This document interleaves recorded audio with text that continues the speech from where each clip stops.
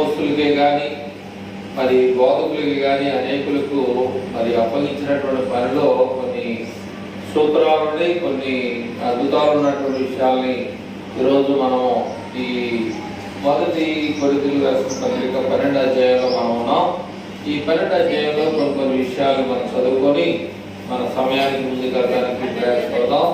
కనుక 4వ వచనం నుంచి మనము మాట్లాడటానికి ప్రయాసపడదాం. 4వ వచనం నుంచి ఇక్కడ ప్రతి విషయాన్ని కూడా మనం జ్ఞాపకం చేసుకోవాలి.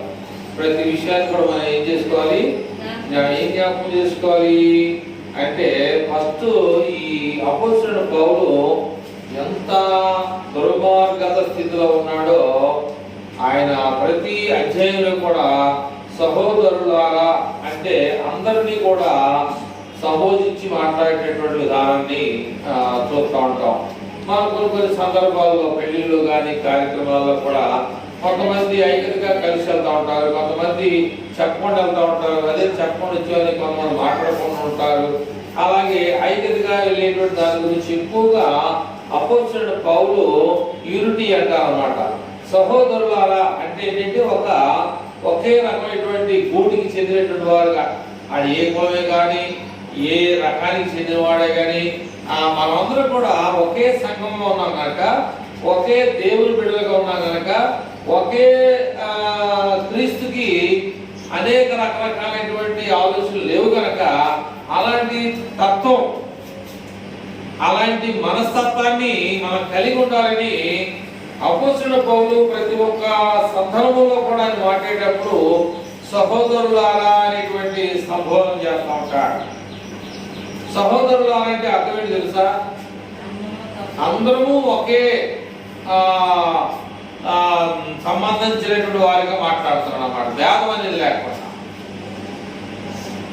కొంతమంది ఏంటంటే నీవు మీ ఇద్దరు ఇష్టం అనుకో, మీ ఇద్దరు ఒకసారి మధ్యలో కూర్చుంటారు, ఇంకొకరికి అవ్వచ్చు అవ్వకపోవచ్చు, అది వ్యత్యాసం అంటారు దాన్ని.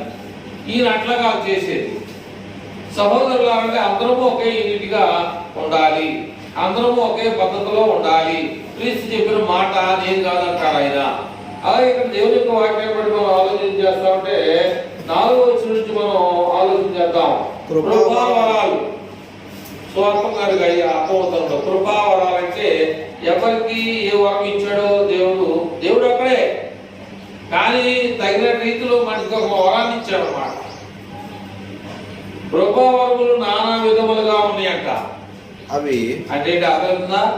కృపావరాలు చాలా రకాలుగా ఉన్నాయి అన్నాడు. కానీ ఆత్మ ఒక్కడే. ఇప్పుడు చాలా సంఘాల్లో చాలా చోట్ల ఎవరిని నేను ఏమంటారు విమర్శించి మాట్లాడతా. ఇక్కడ చాలా మంది ఏమంటారు అనేక సంఘాల్లో జాగ్రత్త, మంచి పాయింట్ అన్నమాట ఇది. అనేక సంఘాల్లో ఏమంటారు చూస్తాం ఆత్మ వచ్చిందంటారు, అవునా కదా? ఈయన ఏమన్నాడంటే నానా విధములుగా ఉన్నవి గాని ఆత్మ ఒక్కడే అన్నాడు. అర్థమైంది నీకేమన్నా? ఏమర్థమైంది? వచ్చింది అంటే ఒక మాట చుట్టం వచ్చింది అంటే ఎవరామా? వచ్చిందంటే ఏమనుకుంటారు చిట్టు గారు? వచ్చిందంటే ఏంటి? మా ఇంటికి వచ్చిందంటే ఏంటి? వచ్చాడు అంటే ఏంటి? ఏంటి ఏమంటున్నారు మీరు? మరి సంఘ బాధ చేసేటువంటి బాధకులు ఆత్మ వచ్చిందంటే అర్థం ఏంటి? ఆడ వచ్చిందనా? ఇంకా తెలుసుకోకుండా ఉన్నారనుకో అది సరైన విధానంగా మీరు నేను కూడా అర్థంలో పడతా. నేను మీకు చెప్పలేదని నేను అర్థంలో పోతా. అర్థమైందా? ఒక రైతు కూలీని తీసుకురాకపోతే ఒక మేస్త్రి ఆ చేను పండుపోయి కోసేయాలి ఇవ్వాలని చెప్పేసి అన్నప్పుడు తీసుకున్న మేస్త్రి మీద అడుగుతూ ఉంటాడు ఆయన. అట్లాగే మీరు విషయాలు తెలుసుకోకపోతే నా పైన ఉండడం సంగతి మీకు తెలియదేమో నాకు తెలుసు. ఆ ఎంతవరకు వచ్చిందన్న సంగతి తెలుసు. ఆత్మ వచ్చిందంటే ఏంటి? తప్పిళ్ళు కొట్టు వస్తుంది కదా ఆమనుకున్నారు చాలా మంది అనేక విధాలుగా. ఇక్కడ ఏమనంటే రాశాయంటే నానా విధములుగా ఉన్నవి కానీ ఆత్మ ఒక్కడే. ఒక్కడే. ఒక్కడేంటి? వచ్చింది, వచ్చాడంటే మగోడు. ఒక్కడే అంటే మగోడు. నేను వెళ్ళిపోతున్నాను, వెళ్ళిపోతూ పరిశుద్ధాత్మ అనేటువంటి దేవుడు వస్తాడు మీ మీదకి. ఆయన నాకన్నా ఎక్కువ విషయాలు మీకు చెప్తాడు అన్నాడు యేసుప్రభు వారు. ఆయన వెళ్ళిపోయిన తర్వాత ఇప్పుడు ఉన్నటువంటి పరిస్థితి ఏంటంటే పరిశుద్ధాత్మ దేవుడు. మనం ఏదో వచ్చి కూర్చొని వెళ్ళిపోవడం కాదు, ఇదే చిన్నపిల్లలు ఆడింటి పిల్లలు ఆడింటి కాదు. మీకేం రాదు, మీ ఇష్టం. అదైనా చిన్నపిల్లల జోలికి పోకూడదు. వాళ్ళ దేవుడు అంటాడు కానీ వాళ్ళ జోలికి మనకెందుకు? మనం వచ్చింది దేనికి? చల్లకొచ్చి ముందు తాగితే ఎట్టగా చల్లే తీసుకొని వెళ్ళాలి. ముందు పక్కన పెడితే ఏంటంటే కాదు కాదు, వచ్చిన పని ఏంటి దాన్ని చూడాలి ముందు. అప్పుడు నీకు ఆశీర్వాదం ఉంటుంది, నేను చెప్పిన దానికి వాల్యూ ఉంటుంది. అంతేగాని వచ్చిన పని చూసుకోవాలి. అయితే ఆత్మయు ఒక్కడే, మరియు పరిచర్యలు నానా విధములుగా ఉన్నవి కానీ ప్రభు ఒక్కడే. నానా విధములైనటువంటి కార్యములు కలవు గాని కార్యాలు జరుగుతాయి కానీ అందరిలోనూ అన్నిటినీ జరిగించు దేవుడు ఒక్కడే. అనేకమైన కార్యాలు ఉన్నాయి. నీలో ఏం జరిగించబోతున్నాడో దేవుడు నాకు తెలియదు, ఆయనలో ఏం జరిగించబోతున్నాడో నాకు తెలియదు. ఏది నీ మనస్తత్వాన్ని బట్టి దేవుడు నీకేమి ఇవ్వాలని ఆశపడతాడో నాకు తెలియదు. అందుకనే అనేక కార్యాలు ఉన్నవి కానీ అందరిలోనూ అన్నిటిని జరిగించు దేవుడు అనేవాడు ఒక్కడే. అన్నింటినీ దేవుడికి తారతమ్యం లేదు. అని నీకు జరగలేదంటే కారణం ఏంటి? అర్థవుతుందా? నీకు ఏ కార్యాలు జరగలేదంటే అర్థం ఏంటి? నీలో దేవుని ఆత్మ పనిచేయట్లా. ఈ మైకులోనికి కరెంట్ రావట్లేదు కాబట్టి అక్కడ శబ్దం రావట్లా. అలాగే నీలో దేవుని యొక్క ఆత్మ సంచరించట్లా. అంటే ఆత్మ సంచరించడం అంటే ఏంటి? నువ్వు అడిగే దానికి బైబిల్లో మాట ఉంది, అడుగు వాటన్నిటికంటేను ఊహించు వాటన్నిటికంటేను అత్యధికముగా చేయు శక్తి గల దేవుడు నీతో ఉండాలంటే నువ్వు అడిగే దాంట్లో లాభం ఉండవాడు. ఆయన ఒక మాట ఉంది బైబిల్లో, మాట గుర్తొస్తున్నాడు. ఆయన సంచరించు ఎరికో పట్టణం వెళ్ళాడు. ఎవరైనా తెలుసా మీకు? యేసు ప్రభు వారు ఆయన సంచారం చేస్తున్నాడు. అనేక గ్రామాలు సంచారం చేస్తుంటే ఎరుకో పట్టణం అనేటువంటి దానికి వెళ్ళినప్పుడు అక్కడ ఎవరున్నారు? అక్కడ జక్కయ్య అనేటువంటి ఆయన సుంకపు గొప్పదారుడు ఉన్నాడు. చాలా మంది యేసు ప్రభు వారు అన్నాడు ఏంటో నాకు తెలియట్లేదు. ఆయన ఏంటి, ఆయనకి అంత పేరు ఉందా? ఆయన ఎలాంటి వాడు? ఎర్రగుంటాడా, నల్లగుంటాడా, లేదా తెల్లగుంటాడు, ఎట్లుంటాడు అని ఇందాక చెప్పా మీకు. ఇందాక చెప్పాను ఎక్కడ ఉన్నట్టు ఎక్కడ ఉండాలి, మీరు మీ ఇష్టమైన తట్టుకెళ్తే కుదరదు. ఏమని చెప్పాను? నీ చేసిన ప్రార్థన ఆత్మ నిన్ను సంచారం చేయట్లా. నీ ప్రార్థన ద్వారా దేవుడు నిన్ను చుట్టుపట్టట్లా. కానీ ప్రార్థన చేయనటువంటి జక్కయ్య దగ్గరికి దేవుడు వెళ్ళాడు. ప్రార్థన ఏంటో తెలియదానికి, యేసు అంటే ఎవరో తెలియదానికి, అసలు యేసు ఏంటి, ప్రాంతంలో తిరగడం ఏంటి, ఆయన ఎవరో, ఎలా ఉంటాడు, ఏం చేస్తాడు అనేటువంటి దేవుడు ఏం చేశాడంటే ఆయన చుట్టూ తిరుగుతున్నాడు. చుట్టూ జక్కయ్య మన ప్రశ్న వినాలి, దాన్ని తిరిగి నీ ప్రశ్న అయితే జవాబు పెట్టచ్చు. ప్రశ్న తిరిగిపోతే రాదు. అప్పుడు అసలు ఆయన ఎలా ఉంటాడో చూద్దాం అని చెప్పేసి అనుకుంటే ఏం జరిగింది అక్కడ? జనులు ఎన్నిసార్లు చెప్పాను, వచ్చి పాడిందే పాడమన్నాడుగా, ఎన్నిసార్లు చెప్పినప్పుడు అర్థం కాతే అది బాగుంది. జనులు చాలా మంది గుంపు కూడా ఉండటం వల్ల ఆయన చూడలేకపోయాడు. ఎందుకని చూడలేకపోయాడు? ఈ మాట చెప్తారా? పొట్టివాడైనందువల్ల ఒంగోలు మనుషులు కాళ్ళలో నుంచి సరే ఈ బాధ పడలేలే, ఈ మీటింగ్ అవి అవి చేసుకొని వెళ్తామన్నటువంటి సంగతి తెలుసుకొని ఆయన ఒక వేడి చెట్టు, బైబిల్లో ఉన్న విషయాలు కూడా మనం తెలుసుకోవద్దు. ఎట్లాగా ఈయన వస్తానని చెప్పేసి వేడి చెట్టు ఎందుకు ఎక్కాడు?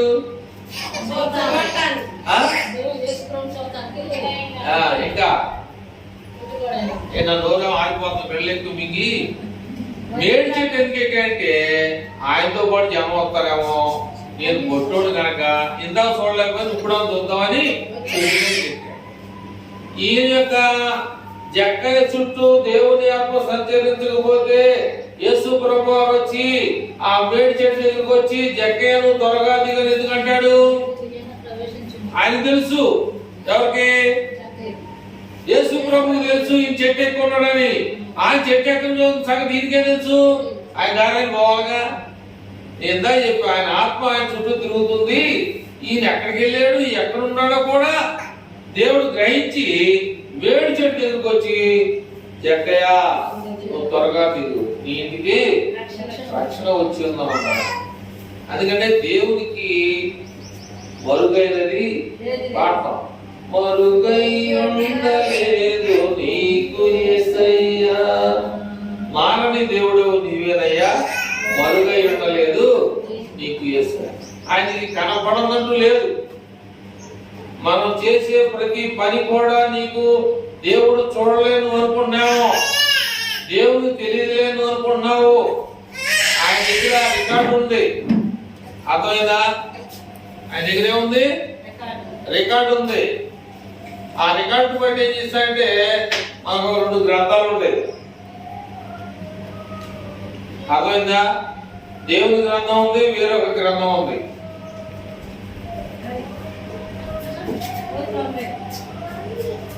ఆ గ్రంథంలో మన పేరు ఏమై ఉండాలంటే మన మాటలు మన ఎన్ని కూడా ఏమవుతాయంటే రికార్డ్ అవుతా ఉంటాయి అన్నమాట. ఇప్పుడు నేను చెప్పే మాటలు రికార్డ్ చేసుకోవచ్చు, దేంట్లో ఫోన్లో చేసుకొని మళ్ళీ కూడా మన మైకులో వినిపించుకోవచ్చు. మనకే అంత జ్ఞానం ఉన్నప్పుడు దేవుడు ఈ భూమిని ఆకాశాన్ని పుట్టించినటువంటి ఆయనకి అంత జ్ఞానం ఉండాలనేటువంటి విషయాలను కూడా మనం అర్థం చేసుకోవాలని ప్రభు పేట మీకు తెలియజేస్తా ఉన్నా. అయితే ఇక్కడికి వచ్చేసేవారికి ఇక జక్కయ్య గురించి మనం తెలుసు కాబట్టి వదిలేసా.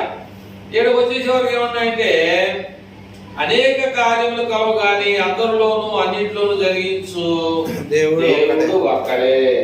అయినను అర్థమైందా? ఎక్కడికి వెళ్ళినా సరే, ఎక్కడికి వెళ్ళినా సరే దేవుడు ఉన్నాడు. అర్థమైందా? అయినను అందరి ప్రయోజనము కొరకు, అందరి ప్రయోజనము కొరకు ప్రతి వానికి ఆత్మ ప్రత్యక్షత అనుగ్రహింపబడుచున్నది. కాబట్టి ఆత్మ ప్రత్యక్షత అంటే నీ ప్రార్థన బట్టి దేవుని ఆత్మ నీలో ప్రత్యేకపరచబడిందా లేదా, నీ యొక్క దేవుని మీద ఉన్నటువంటి ఆపేక్షణ, నేను యేసును చూడాలి, ఆయన ఎలా ఉంటాడు అనేటువంటి ఆపేక్షణ. సుంకపు గుత్తదారుడు డబ్బులు వసూలు చేసుకున్నోడికి ఎందుకు పని? దేవుని చూడాల్సిన అవసరం ఉందంటావా? ఉంది. అర్థమైనా? ఎంతటి వాడైనా, కలెక్టర్ ఉన్నాయి, మినిస్టర్ ఉన్నాయి, ఎలాంటి వాడైనప్పటికీ కూడా దేవుని దయని బట్టి ఆ పోస్టు ఆ స్థితిలో ఉండగలుగుతున్నాడు. దేవుని దయ లేకుండా ఎలాంటి వారు కూడా అభివృద్ధి చెందలేరు. కాబట్టి ఈ లోకంలో ఐదు గురించి మాట్లాడుకోవచ్చు చాలా మంది, కానీ దేవుని దయ అనేది ఉండటం ద్వారా మనం ఏ స్థితిలోకి వెళ్ళాలో ఆ స్థితిలోనికి దేవుడు నడుచుకునేటువంటి విషయాన్ని జ్ఞాపకం చేసుకోవాలి. అయితే 8వ వచనంలో ఏమన్నాడంటే ఒకనికి ఆత్మ మూలముగా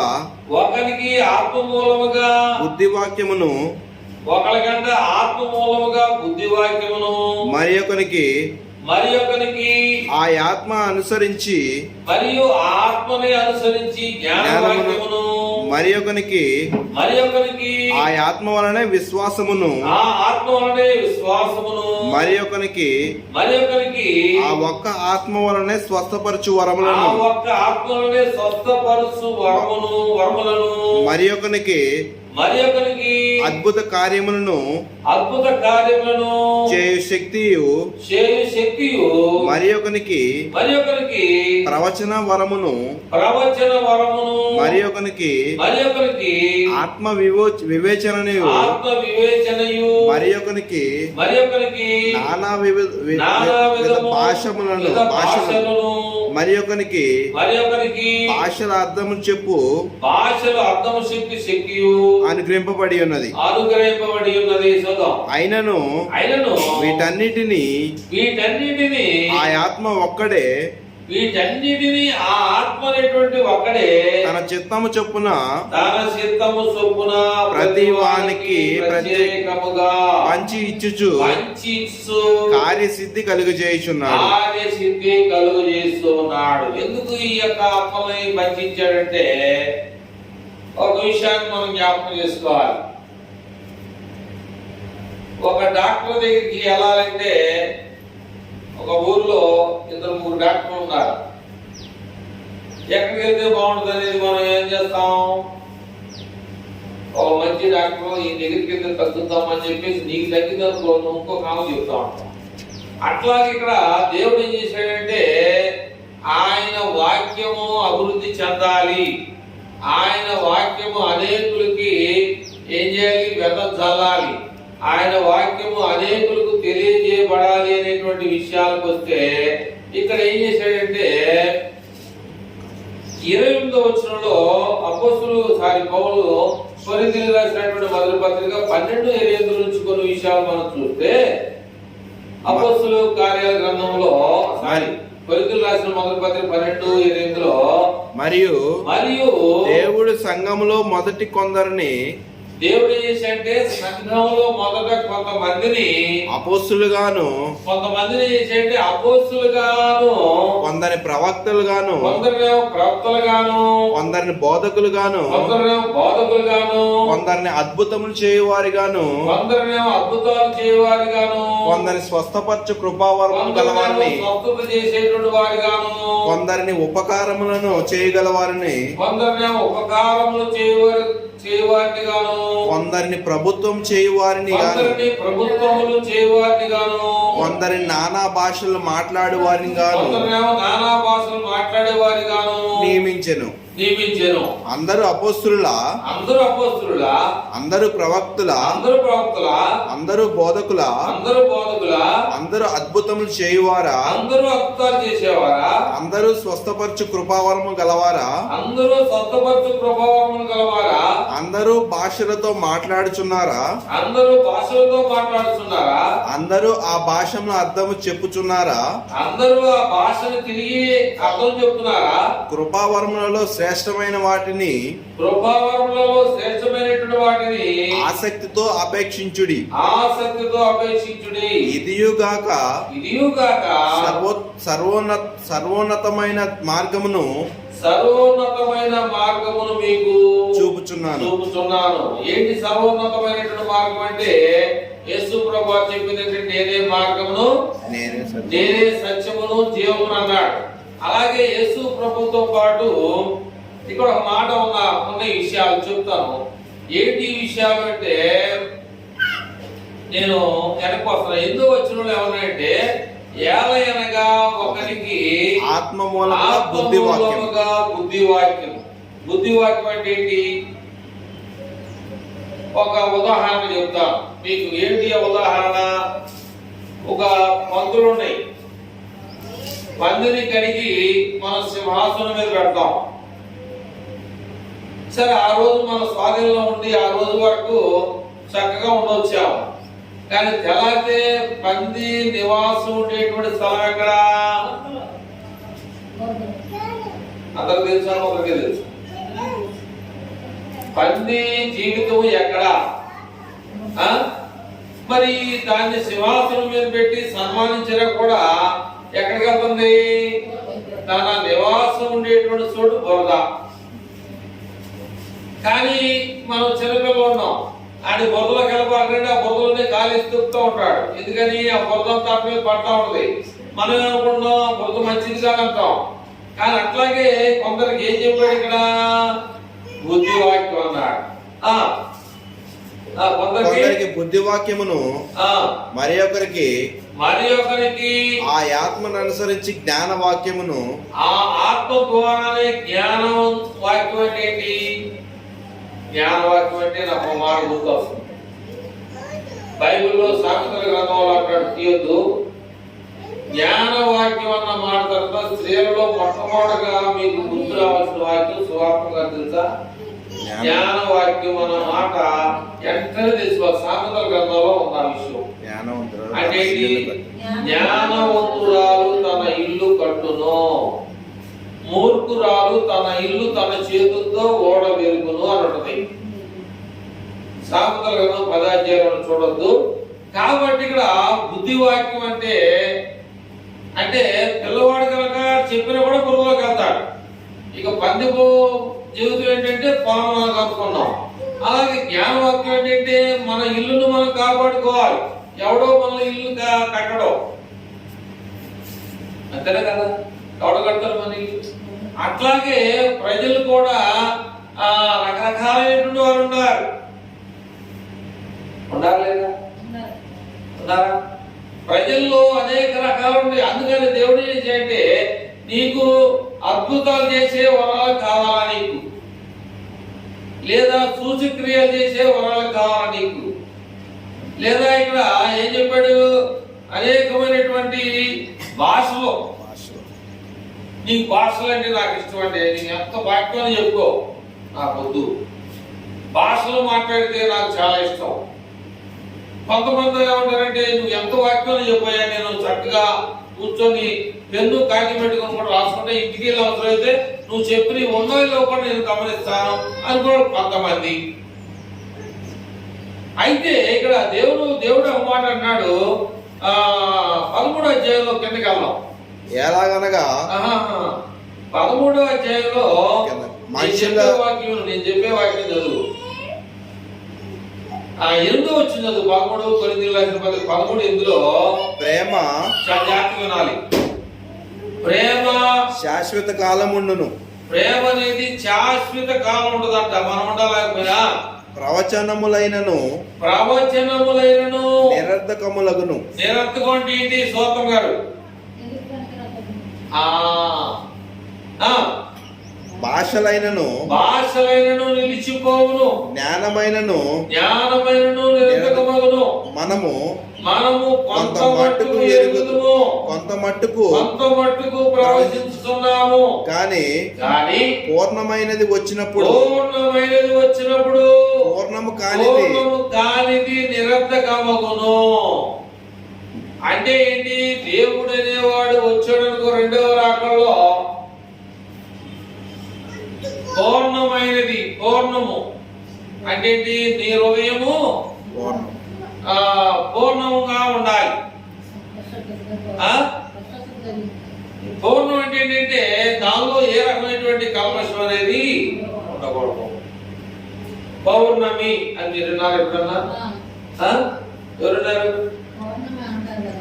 అంటారు కాదు, వింటాం కూడా కాదు. అది నిజమా కాదా? పౌర్ణం అంటే ఏంటి? పౌర్ణం అంటే ఏంటి? పౌర్ణమి, పౌర్ణం కాదు, పౌర్ణమి అంటే ఏంటి? పౌర్ణమి అని అంటారు. దేనికి సంబంధించింది అంటారు కానీ ఏంటి అంటారంటే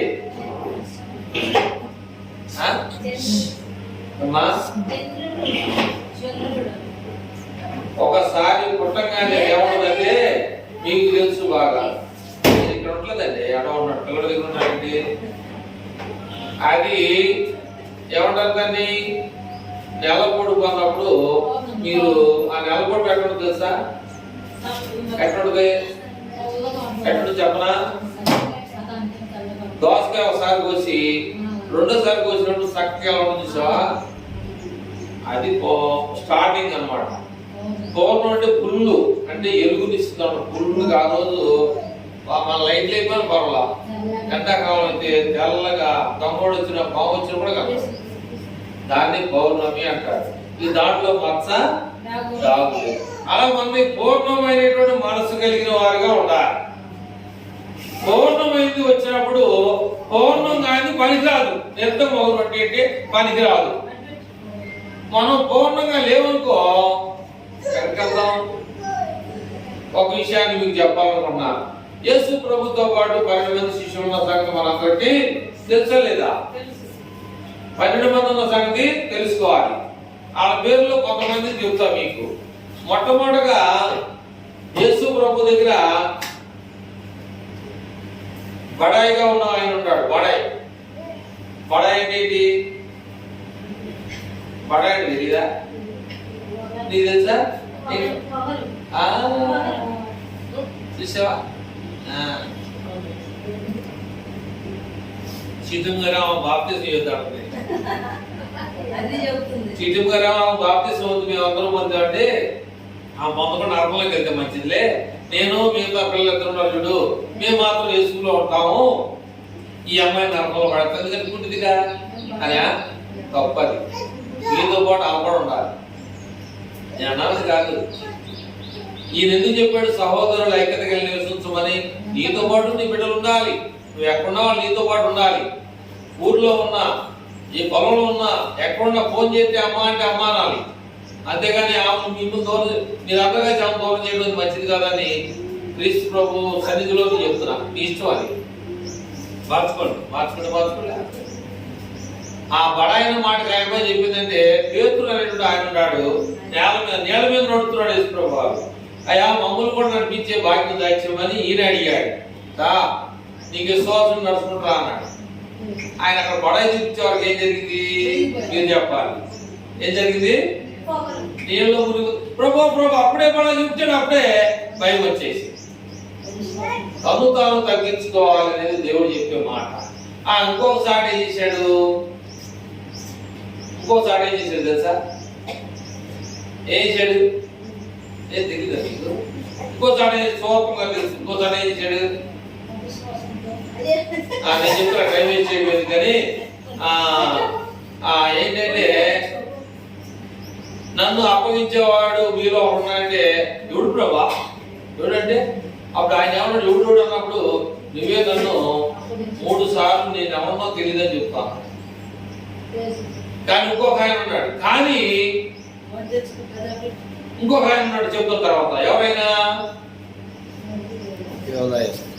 ఇస్కరియోతు యోధ 30 వెండి నాణాలకి ఒప్పందం చేసుకున్నాడు. అయ్యా నీ చెంప మీద పెట్టుకుంటే నన్ను తప్పుడోళ్ళని అంటారేమో అని ఒప్పందం చేసుకుని నీళ్ళు ఎవడైతే ముద్దు పెట్టుకుంటారో ఆయన మీరు మీ ఇష్టం వచ్చినట్టుగా చేసుకున్నారు. ఆయన సొమ్ము తిన్నారు, ఆయన రొట్టెలు తిన్నారు, ఆయన పెట్టి తిన్నారు, ఆయన నివాసం ఉన్న చోట ఇల్లు కొనుక్కున్నారు. అందరూ చోట ఈయన ఎవరో ఏంటో తెలుసుకున్నాడు, ఈయన సంగతి ఏంటో తెలుసు, ఈయన ఎలాంటి వాడు తెలుసు, అద్భుతాలు చేశాడు, చచ్చిపోయిన బతుకున్న అందరూ లేపాడు అని సంగతి తెలిసి కూడా సైతాన్ అంటారు మాట్లాడు. సైతాన్ ఎందుకు మాకు ప్రేరేపించిన మాట్లాడే నా మీద ఏమో తప్పు అయిపోయిందమ్మా అన్నట్టుగా తప్పు క్షమించుకుంటూ మంచిదే. కానీ ఆయన 30 వెండి నాణ్యాలకు అమ్ముకొని ఇలాంటి బిల్డింగ్లు ఎన్నో వేద్దాం అనుకున్నాడు. కుటుంబం అంతా కూడా ఏమైపోయింది తెలుసా మీకు? కుటుంబం భూమి మీద లేకుండా సర్వనాశనం అయిపోయింది. ఇవన్నీ మనం తెలుసుకోవాలి. కానీ ఆయన పేరేంటి? పేతురు చాలా మంచివాడు, తెలివి కలిగినవాడు. పేతురు మారు మనసు పొందాడు. అయ్యా నేను తప్పు చేశా, నేను తప్పు చేసిన ఆ తప్పుని నేను సరి చేసుకుంటానని చెప్పేసి పేతురు మారు మనసు పొంది 12 మంది శిష్యుల్లో మొట్టమొదటగా బైబిల్ గ్రంథాన్ని తీసుకొని గోల చేస్తే 3000 మంది బాప్తిసం పొందారు. యెరూషలేము పట్టణంలోకి వెళ్ళి నిజమైనటువంటి దేవుడు క్రీస్తు అని చెప్పేసి ప్రకటన చేస్తే బైబిల్లో ఒక మాట ఉంది, మరణ శాసనం రాసిన వాడు బ్రతికుండగా చల్లదు. మరణ శాసనం రాసిన వాడు చనిపోతేనే అది తిరిగి చెల్లుబాటులోకి వచ్చింది. యేసు ప్రభువు చనిపోయిన తర్వాత అనేక మంది మార్పు చెందారు. అనేకులు ఆయన గురించి రొమ్ము కొట్టుకున్నారు. అనేకులు ఆయన గురించి సాక్ష్యాలు చెప్పారు. ఈయన చాలా గొప్ప దేవుడు, ఈయన్ని మేము చాలా తెలియక వేసాం. యేసు ప్రభువు కూడా అన్నాడు, ఏమన్నా తెలుసా? సిలువేంటి అంటే వీళ్ళకి ఏం తెలియదయ్యా, వీళ్ళని క్షమించమని చెప్పేసి కలవరి శిలువలో ఏలాడుతూ కూడా యేసు ప్రభువు తగ్గించుకొని వాళ్ళకి తెలీదు. ఈ లోక అధికారులు వాళ్ళకి అనేక విధాలుగా ఎక్కేసి నా మీద నన్ను సిలువు వేయించడానికి వాళ్ళు ఈ లోక అధికారులు ముందుకు వచ్చారు తప్ప వాళ్ళకైతే ఏం తెలియదు కనుక వాళ్ళకి క్షమించమని చెప్పేసి యేసు వారు అక్కడ ఆ కలువరి సిలువలో మాట్లాడాడు. దొంగల్లో ఇద్దరు దొంగలు ఆయన కూడా ఆయనతో మారుమనసిపోతాయా, యేసు నీ రాజ్యంలో వచ్చినప్పుడు నన్ను కూడా ఇప్పుడే ఉంటావు నాతో అన్నాడు. ఇప్పుడే నాతో కూడా పరదేశంలో ఉంటావు అన్నాడు. ఆ యేసు ప్రభు పక్కన ఉన్నాడు, ఆయనే దిగలేనోడు నిన్నే అందిస్తాడు అన్నాడు. అంటే ఏంటి? యేసు ప్రభు దిగలేక కాదు, యేసు ప్రభు ఈ ప్రపంచాన్ని తలకిందులు చేయలేక కాదు. కానీ ఏంటంటే నేను మొదటికెళ్తే నోవహు కాలంలో దేవుడు ఏం చేశాడు తెలుసా మీకు? ఏం చేశాడు? నోవహు కాలంలో ఏం చేశాడు? మొత్తాన్ని చంపేశాడు దేవుడు. కోపం వచ్చి చచ్చిపోయిన తర్వాత దేవుడికి ఏం కలిగిందంటే పశ్చాత్తాపం కలిగి ఇక నేను అన్నాడు ఈ జనాన్ని సంపను అన్నాడు. ఆ మాట కట్టుబడి దేవుడు ఏదైనా చేయొచ్చు. యేసు ప్రభు చచ్చిపోతే ఆకాశం 2 పాయలుగా చిరిగిపోయింది. సమాధులు ఉన్న వాళ్ళు లేపడ్డారు. ఆకాశం రగిలిపోయినట్టుగా మనకు తెలుసు బైబిల్. అర్థమైందా? 2 అంతులకి కట్టారు. అలాగే ఎందుకు ఈ విషయాలు మనం చెప్తున్నామంటే మనకి బుద్ధివాక్యం, జ్ఞానవాక్యం, మార్పు చెందే వాక్యం ఇవన్నీ కూడా మనం ఎనుకోకుండా మనము ముసలము ముచ్చట్లకి సమయాన్ని ఇస్తాం. ఎవరైనా పోట్లాడుకుంటే నుంచొని చూస్తూ ఉంటాం. ఇంకా కొట్టుకోరేంటి? అవునగా ఒకళ్ళని కొడితే బాగుంది, ఎవడు పట్టలేదేంటి? కోళ్ళే ఎగిరెగిరి పొడుచుకొని చచ్చిపోతాయి, మనుషులు కొట్టుకోరేంటి అని చూసుకోడు కొంతమంది. ఒకడే మంచి మారు మనసు ఉన్నాడు, మంచితనం ఉన్నాడు, మర్యాద కలిగినాడు. ఏం చేస్తాడు? బాయ్ ఏంటి పడే కొత్త ఎవరు చేసుకుంటాడు ఏ పని జరుగుతుంది అని ఒకడు. ఏమో నుంచొని చూసాడు మంచోడా, ఎడదీసాడు మంచోడా, లేదా చెవులు కోసుకొని ఇంకా కసేపు పోటాడుకుంటే బాగుంటుందని ఉన్నాడు మంచోడా, ఎవడు మంచోడు అనేది మనం మళ్ళీ పరిశీలన చేసుకోవాలి. ఇన్ని ఎవరు కలిగినటువంటి విషయాలన్నీ కూడా మనం తెలియజేస్తుంటే మనం ఇవన్నీ పక్కన పెట్టి బైబిలే పోటాడు. బడికి వెళ్తాం, బజ్జీలు తింటాం, పడుకోవడం. ఏంటో ఇవాళ ఏం పాఠం చెప్పారంటే ఏం పాఠం చెప్పి ఏం చెప్తాడు? చెప్తానేగా. ఏం చెప్తాడు? ఇంతేనేగా. మా అమ్మ తమ్ముడు, మా మేమ ఒక ఆయన ఉంటాడు, ఒక్కడే మా అమ్మ తమ్ముడు. 5 తర్వాత ఒక్కడ పుట్టాడు. ఇక్కడ నుంచి కుర్రలంకల నుంచి చదువుకుంటా పోవాలని కుర్రలంకలో కసేపు గేదెలు ఉంటాయి, ఆలంటాయి, రేకాయలు ఏమంటారు అయ్యి కలికాయలు అవి కోసుకొని సాయంత్రం 4 పడిందాకా అక్కడ వదిలి వచ్చేవాడు. అంటే మా తాత కొంచెం చిన్న కొద్దిగా పరపతి ఉంది. పరపతి పేరు అంటే ఎమ్మెల్యే దగ్గర కోమస్తాగా పనిచేశాడు. ఎమ్మెల్యే తెలుసుగా మీకు, మన వంశీ గారు లాంటి వాళ్ళు ఎమ్మెల్యే దగ్గర ఒక ఫోన్ చేసి ఇచ్చాడు. మా తాత ఎమ్మెల్యే గారి దగ్గర నుంచి ఒక ఫోన్ చేస్తే పాల్పేటలో ఇతరుని లేదు, నా ఇష్టం నేను అడగను, నా ఇష్టం పని చేసుకుని నీ ఇష్టం. నువ్వు వ్యాపారం చేయి, కూలి పని చేయి, చేతి పని చేయి, చదువుకో, ఉద్యోగం చేసుకో, ఏ రకమైనటువంటి రకరకాలైనటువంటి పనులు చేసుకో, దేవుని మీద నువ్వు ఆనుకొని చేయి. ఇక్కడ ఏమని చెప్పాడు? ఒక విషయాన్ని చదివి ముందుకెళ్ళి పోదామా, మళ్ళీ ఒకసారి రిపీట్ చేద్దాం. 8 వచ్చిన 12:8లో కన్నా శివలా చదివి మరియు దేవుడు సంఘములో మొదట కొందరిని అపోస్తులు కొందరిని ప్రవక్తలుగాను, కొందరు బోధకులుగాను, అద్భుతములు చేయవారిగాను, అద్భుతాలు చేయవారిగాను, కొందరిని స్వస్థపరచు ప్రభావములు గలవారిగాను, కొందరిని ఉపకారం చేసి. ఉపకారం అంటే ఏంటి తెలుసా? ఉపకారం అంటే ఏంటి తెలుసా? ఉపకారం చేయాలి కానీ అపకారం చేయకూడదు. అపకారం అంటే తెలియాలి, ఉపకారం అంటే తెలియాలి. ఉపకారం అంటే ఏంటి? ఏం చేయటం. చెప్పాను మా మేనమామకి ఒక ఆయన ఫోన్ చేస్తే పర్మనెంట్ ఉద్యోగం ఇస్తుందో గవర్నమెంట్ ఉద్యోగం ఇప్పించడం మాటల నువ్వు నాకు ఎంత ఇస్తావు, నువ్వు ఎంత ఇద్దా నేను ఫోన్ చేస్తాను, లేదా నువ్వు డబ్బులు ఇస్తే నేను చేయను, లంచం పెట్టాలి నాకు అంటే లంచం పెట్టకోకుండా ఉద్యోగం ఇప్పించాడంటే ఇతను ఎంత దగ్గరగా ఉన్నాడు ఆయనకి. ఆ ఎమ్మెల్యే గారికి ఈయన ఎంత మంచితనం ఉంటేనో ఆ మేలు ఉపకారం అనేది. ఆ జీవితాంతో చచ్చిందా కూడా ఆ చచ్చిపోయిన ఆ యొక్క పెన్షన్ పిల్లలకు కూడా వచ్చింది. ఎంత మేలు చేసినట్టు అది.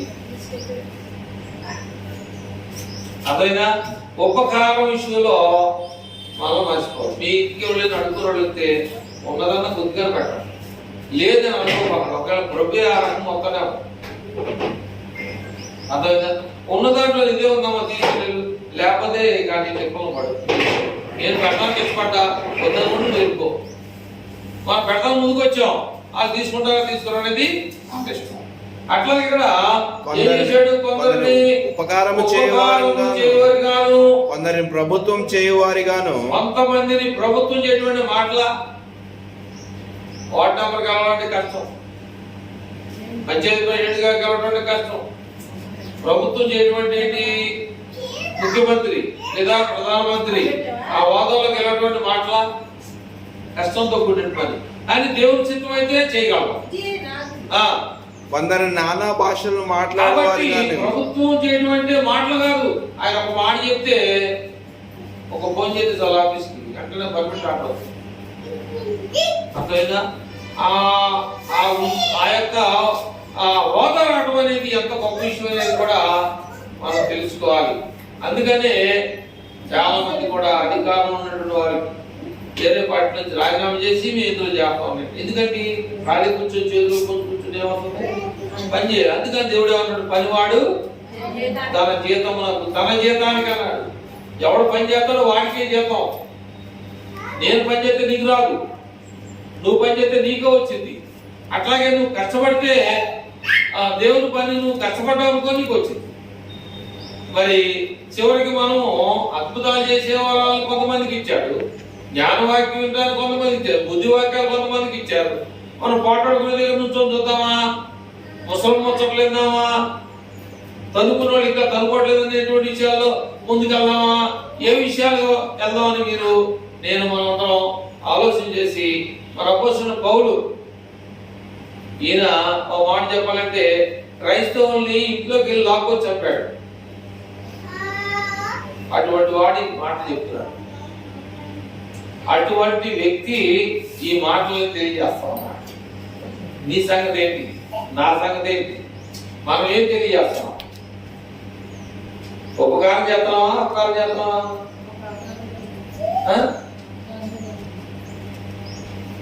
ఉపకారం చేస్తున్నావా, అపకారం చేస్తున్నావా? బంతి మీద పెట్టేటప్పుడు కూడా కూరలు వేసేటప్పుడు తెలిసినోడికి ఎక్కువ వేస్తారు, తెలియనోడు తక్కువ వేస్తారు. అది కూడా తప్పు. పంచి పెట్టేవాడు కూడా సరిగ్గా పంచి పట్టకపోతే వాడు కూడా తక్కువ. ఎందుకంటే అది మీ స్టోరీ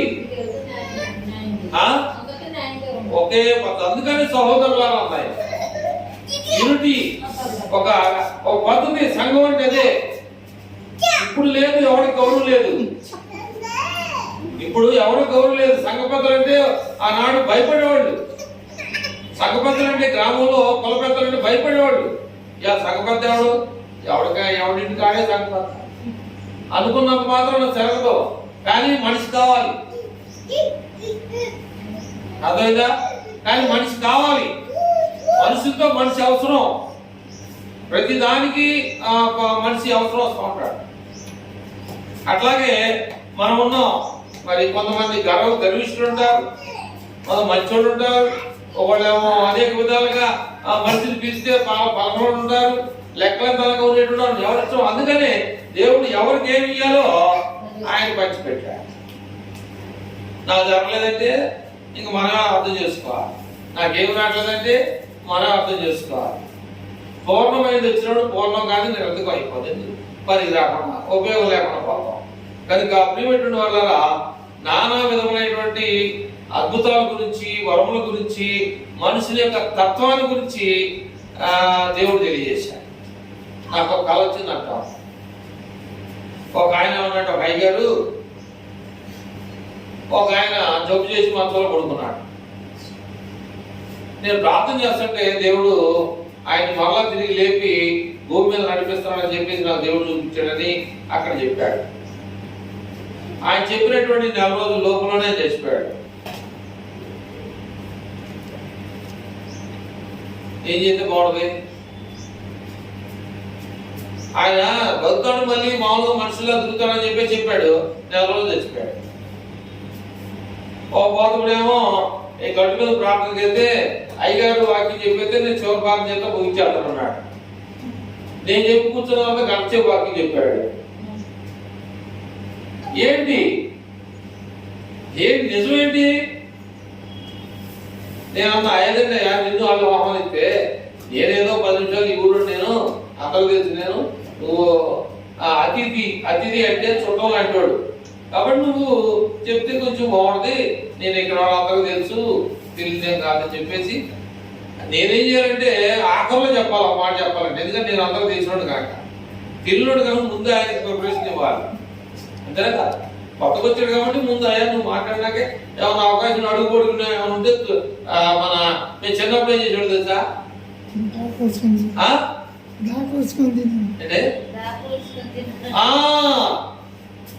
నేను అదే చెబుతున్నాను కదా, అన్నం ఆ సత్యాన్ని ఉంటే చిన్న పిల్లలు తెలియక ఆ అన్నం దాకలో వేసుకొని శుభ్రంగా మీరు తినకపోతే అదే మంచి అన్నం, మీరు తినాలన్నా మంచిది కాదు. మీరు తిన్నాను శుభ్రంగా చక్కగా సుధాకర్ ఖచ్చితంగా చెప్పు, నీకు చాలా ఉన్నా చెప్తున్నా. నేను అబద్ధం చెప్పాడుంటే చెప్పుకోండి, కానీ ఇది చెప్తే నేనేమన్నా ఇదిగో వీడు అది కూడా తినోడా మీరు రాకుండా అనుకుంటాను, మీరు అనుకున్నా నాకు సుధాకర్ అన్నా నాకేం బాగా అమ్మ చచ్చిపోయి అక్కడ ఉందో మినువుల్ని ఉడకబెట్టి నాన్నకి ఉడకబెట్టి దాంట్లో బెల్లం వేసి దంచి మొదలుగా పెట్టి బలం కావాలమ్మా. అదే దొన్నపొద్దులా ఉంటాం మేము ఆడుకున్నాము. కంది చేలు పడితే కందులు కూడా ఉడకబెట్టి రోడ్లో తొక్కి బెల్లం అది కలిపి పడుకోకుండా మినువులు కందులు పొలవలు కూడా తెలుసుగా మీకు తెలియని చెప్పండి. పొలవశాల అయితే మూడు మాసంగా కలిగిన వాక్యాన్ని దేవుడు మనకి ఇచ్చాడు, అవి మనం తెలుసుకుందాం. మనం తినే తిండిలో శక్తి లేకపోయినా దేవుడు శక్తిని సంపాదించుకొని ఈ లోకంలో కొన్ని సంవత్సరాలు బతికి కొంతమంది దేవుని స్వార్థ ప్రకటించి మన చిట్టిం గారి లాగా ఏం పేరేంటి